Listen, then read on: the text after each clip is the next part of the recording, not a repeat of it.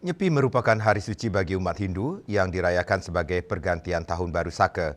Perayaan ini dimaknai sebagai momentum untuk introspeksi, menyucikan dan mendekatkan diri kepada Tuhan Yang Maha Esa melalui keheningan. Dalam pelaksanaannya, Hari Raya Nyepi umat Hindu menjalankan catur berata penyepian, yaitu amati geni yang berarti tidak menyalakan api atau lampu, amati karya yang berarti tidak bekerja, amati lelungan yang berarti tidak berpergian, dan amati lelangwan yang berarti tidak menikmati hiburan.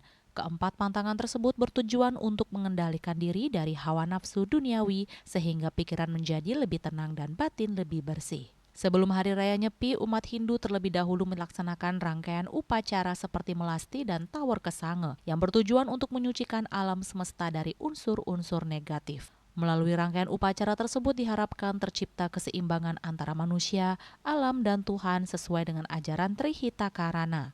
Suasana hening saat nyepi menjadi waktu yang tepat bagi umat Hindu untuk melakukan introspeksi diri, memohon ampun atas kesalahan yang telah dilakukan, serta memperkuat hubungan spiritual dengan ide Sang Hyang Widiwasa.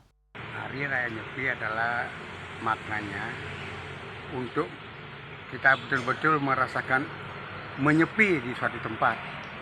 Ya, menyepi. Kalau bahasa Sanskerta sipeng.